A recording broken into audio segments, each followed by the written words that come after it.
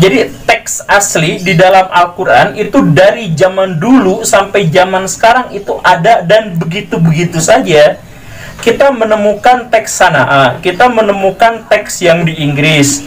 Itu adalah dari awal permulaan Islam, dan teks ya zaman dulu sampai zaman sekarang itu sama persis. Begitupun dengan orang Yahudi. Orang Yahudi di mana-mana pun nggak ada versi ini, semuanya sama seperti itu.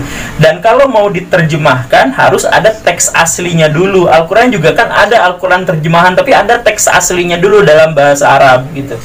Begitu, ya memang zaman sekarang ada Al-Quran yang tidak ada bahasa Arabnya, langsung aja gelenengan kayak gitu. Tapi kan itu sangat tidak dianjurkan, karena harus disesuaikan dengan kesucian, dan bahwa teks ini otentik, gitu.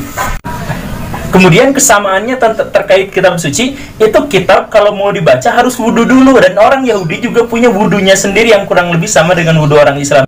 Kemudian persamaan berikutnya adalah halaka, atau orang Islam menyebutnya syariah. Jadi ada hukum-hukum tertentu yang dimiliki oleh orang Yahudi dan dimiliki oleh orang-orang Islam, dan persinggungannya besar. Jadi sebenarnya di antara semua agama-agama hanya orang Yahudi dan hanya orang Islam, mungkin Sikh dan Bahai juga ada sedikit yang memiliki syariah.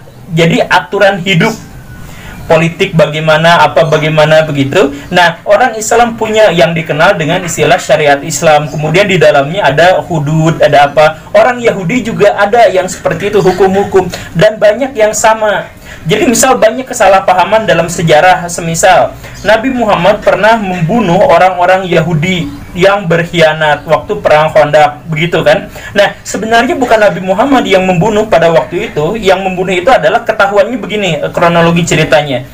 Ketika terjadi perang Khandaq, ada orang-orang Yahudi, segelintir orang Yahudi yang berkhianat terhadap orang-orang Islam dan terhadap kelompok Yahudinya sendiri di Madinah itu. Ketika diserang malah buka pintu gerbang gitu untuk orang-orang Quraisy masuk ke situ. Nah, setelah orang-orang Quraisy berhasil dipukul mundur gara-gara badai dan dibohongin sedikit, nah ada pengadilan. Nabi Muhammad bilang, ini orang-orang pengkhianat ini menurut teks Taurat, menurut hukum orang Yahudi digimanakan? Kata orang rabi-rabi Yahudi, hukuman mati untuk pemberontak. Maka mereka semua dihukum mati. Jadi dihukum matinya itu memang kepala negaranya pada waktu itu adalah Nabi Muhammad, tapi Nabi Muhammad menggunakan hukum Yahudi. Kenapa bisa seperti itu? Karena banyak di antara hukum-hukum Yahudi yang sama persis dengan hukum-hukum Islam.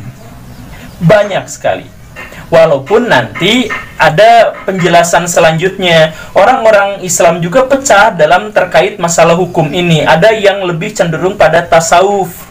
Yang penting mah kebersihan hati, spiritualis, batiniah, daripada teks-teks hukum formal legal. Begitupun orang Yahudi.